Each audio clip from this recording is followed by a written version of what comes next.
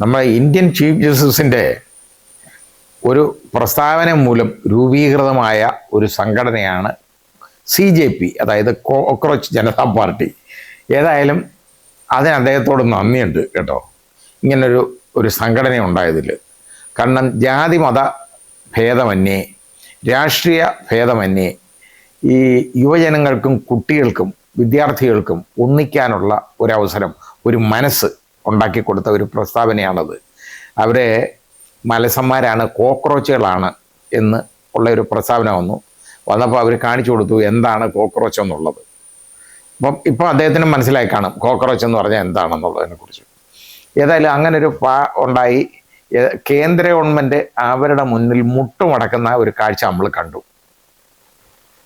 ധർമ്മേന്ദ്ര പ്രധാൻ രാജിയും വെച്ചു. ഇപ്പോൾ ഈ സമരം ഉണ്ടല്ലോ, പല ഭാഗങ്ങളിലേക്കും അത് CJPയുടെ പേരിലൊന്നും അല്ലെന്നുള്ളതേ ഉള്ളൂ.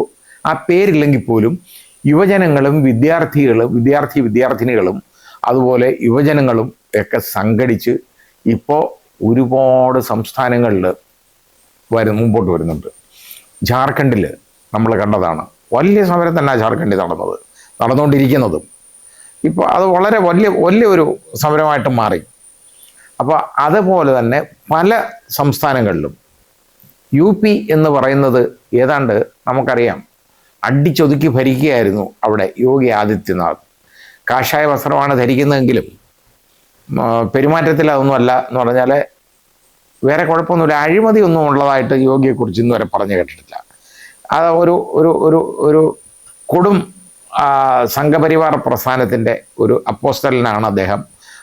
RSSകാരനായിട്ട് അങ്ങ് നീങ്ങുകയാണ് എന്നുള്ളതല്ലാതെ അതിനപ്പുറത്തോട്ടുള്ള അഴിമതി ആരോപണങ്ങളൊന്നും അദ്ദേഹത്തിൻ്റെ പേരിൽ ഒന്നും കേട്ടിട്ടില്ല. ഇല്ല എന്നൊന്നും പറയാൻ പറ്റത്തില്ല. കാരണം ഈ ക്ഷേത്രത്തിൻ്റെ പ്രശ്നത്തിലൊക്കെ ഒരുപാട് കാര്യങ്ങളുണ്ട്, ഇടപെടലുണ്ടെന്ന് പറയപ്പെടുന്നുണ്ട്.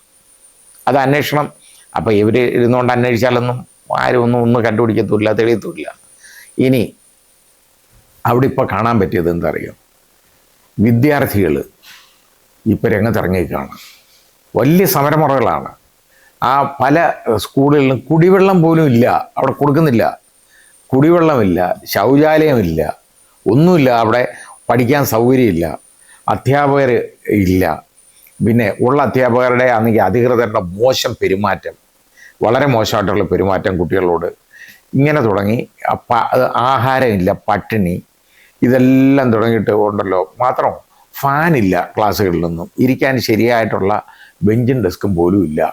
അതിനൊക്കെ വന്നപ്പോൾ വിദ്യാർത്ഥികളുണ്ടല്ലോ ഭയങ്കര രീതിയിൽ അങ്ങോട്ട് സമരം ചെയ്തപ്പോൾ അവസാനം അധികൃതർ പെട്ടെന്ന് പാഞ്ഞെത്തി. അത് മുസഫർ നഗറിലാണെന്ന് തോന്നുന്നു. പാഞ്ഞെത്തിയിട്ട് അത് ഏതാനും ദിവസം മുമ്പാണ് പാഞ്ഞെത്തി എല്ലാ സൗകര്യവും ചെയ്തു കൊടുക്കാമെന്ന് പറഞ്ഞു. അങ്ങനെയാണ് അവർ സമരം നിർത്തിയത്. അവർക്ക് ഫാനിട്ട് കൊടുക്കാമെന്ന് പറഞ്ഞു. ക്ലാസ്സിൽ ഇരിക്കാനൊക്കത്തില്ല. ഇത് പണ്ടത്തെ കാലമല്ല. ഞാനൊന്നും പഠിച്ചിരുന്ന ക്ലാസ്സുകളിലൊന്നും ഫാനും ഒന്നും ഒരിക്കലും ഉണ്ടായിട്ടില്ല. അന്ന് അതൊന്നും ആവശ്യമില്ല എന്ന് നമുക്ക് വെക്കാം. കാരണം അന്നത്തെ കാലത്ത് ഇത് അന്യമാണ്, അത് അങ്ങനെ സാധനമില്ല. പക്ഷേ ഇപ്പോൾ ഇതെല്ലാം ഉണ്ട്. ഒരു ഫാൻ പോലും ഇല്ലാതെ ഈ തീച്ചൂള പോലുള്ള ആ ചൂടിനകത്ത് കുഞ്ഞുങ്ങൾക്ക് ഇരിക്കാൻ പറ്റുമോ? അവർ പ്രതികരിച്ചു. കാരണം ഇപ്പോൾ കുഞ്ഞുങ്ങൾ പ്രതികരിക്കാൻ പഠിച്ചു എന്നുള്ളതാണ് നമ്മൾ കാണുന്നത്. കാലം മാറി എന്ന് യോഗിയൊക്കെ ഒന്ന് മനസ്സിലാക്കണം. ഇനി അടുത്തതായിട്ട് ഉണ്ടായത് എന്ന് പറഞ്ഞാൽ വേറെ ഒരു വളരെ, അതായത് അതേപോലുള്ള സമരം അവിടെ പടർന്നു പിടിച്ചുകൊണ്ടിരിക്കുകയാണ്.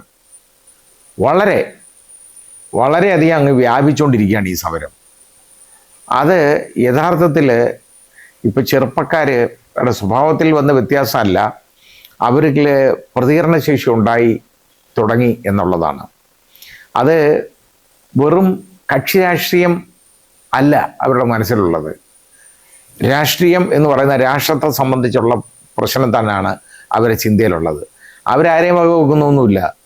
അവർക്ക് പ്രഖ്യാപനങ്ങളല്ല വേണ്ടത്, അവർക്ക് പ്രവൃത്തികളാണ് ആവശ്യം. ആ രീതിയിലേക്ക് കുഞ്ഞുങ്ങൾ ചിന്തിക്കാൻ തുടങ്ങി. പ്രായഭേദമന്യാണ് ഇപ്പോൾ കൊച്ചുങ്ങൾ, അതായത് പ്രൈമറി തലം തൊട്ടാണ് ഇത് തുടങ്ങിയേക്കുന്നത്. സമരങ്ങൾ നടക്കുന്നത് അവിടെ ധാരാളം സമരങ്ങളാണ് UP ഇപ്പോൾ നടന്നുകൊണ്ടിരിക്കുന്നത്. പല ഭാഗങ്ങളിലായിട്ട് നടന്നുകൊണ്ടിരിക്കുന്നു. ഈ സമരങ്ങൾ നമ്മൾ തിരിച്ചറിയേണ്ടത്, കാരണം കുഞ്ഞുങ്ങൾ അവരുടെ അവകാശങ്ങൾ ചോദിച്ചു മനസ്സിലാക്കാൻ തുടങ്ങി, വാങ്ങാൻ തുടങ്ങി എന്നുള്ളതാണ്. അവരവകാശങ്ങളെക്കുറിച്ച് അവർ തിരിച്ചറിയാൻ തുടങ്ങി എന്നുള്ളതാണ്. അവർ ചിന്തിക്കും ഞങ്ങൾക്ക് എന്തുകൊണ്ട് ഇതില്ല എന്നവർ ചിന്തിക്കും. കുറ്റമല്ല, ആ രീതിയിലേക്ക് മാറി തുടങ്ങിയിട്ടുണ്ട് എന്നുള്ളത് ഒരു നല്ലൊരു കാര്യം ആയിട്ട് ഞാൻ കാണുന്നു. ഫത്തേപൂരിലെ സർവോദയ സ്കൂളിലാണെങ്കിൽ ഇതുപോലെ ഫാനുകളില്ലാനും അതുപോലെ തന്നെ ശുചിമുറികളും ശുദ്ധജലവും ആവശ്യപ്പെട്ട് 1500 കുട്ടികളാണ് 6 മണിക്കൂർ ധർണയിരുന്നത്. അവസാനം അവർ സ്ഥലത്തെത്തി, അധികൃതർ സ്ഥലത്തെത്തി കാര്യങ്ങൾ റെഡിയാക്കി കൊടുക്കാമെന്ന് പറഞ്ഞു. അതാണ് കാര്യം. അതുപോലെ 6 കിലോമീറ്റർ 300 കുട്ടികൾ നടന്നു ഹാമിർപൂർ എന്ന് പറയുന്ന സ്ഥലത്ത് നടന്ന് കളക്ടറേറ്റ് മാർച്ച് നടത്തി. അവിടെ ഈ സമരങ്ങൾ നടക്കുന്ന അടിസ്ഥാന സൗകര്യങ്ങളില്ലാത്തതിൻ്റെയും അധ്യാപക ക്ഷാമത്തിനെതിരെയാണ് അവർ ആ പ്രതിഷേധം നടത്തിയത്. ധർണയ്ക്ക് കളക്ടറേറ്റിലേക്കോട്ട് പോവുകയാണ് കൊച്ചുങ്ങൾ. 300 കുട്ടികൾ 6 കിലോമീറ്റർ നടന്ന് അവിടെ ചെന്നു എന്നുള്ളതാണ്. പിന്നെ അതുപോലെ തന്നെ ഇതിനൊരു ഒരു പരസ്യം കൊടുക്കാതിരിക്കാനായിട്ട് യോഗി ആദിത്യനാഥ് വളരെ ശ്രമിക്കുന്നുണ്ട്. പരസ്യം കൊടുക്കാതിരിക്കുക എന്ന് പറഞ്ഞാൽ ആരും അറിയരുത്. അതിന് വേണ്ട എന്താണെന്നറിയോ, അതിന് വേണ്ടിയേക്കുന്ന അതായത് സ്കൂളിൽ യൂട്യൂബർമാർ കയറി ഫോട്ടോ എടുക്കുന്നതിനെ തടയുക, കുഞ്ഞുങ്ങളുമായിട്ട് അവർ ആരെങ്കിലും സംസാരിക്കുന്നതിനെ തടയുക, ആരുമായിട്ടും കുട്ടികൾ സംവദിക്കാൻ പാടില്ല എന്നൊക്കെയുള്ള രീതിയിലേക്കുള്ള ഒരു പെരുമാറ്റമൊക്കെ ഇപ്പം വന്നു തുടങ്ങിയിട്ടുണ്ട്. അതൊക്കെ വളരെ വലിയ കുഴപ്പത്തിലേ കലാശിക്കുകയുള്ളൂ. കുഞ്ഞുങ്ങൾ പണ്ടത്തെ കുഞ്ഞുങ്ങളല്ല ഇന്നത്തത്, ശ്രദ്ധിക്കണം.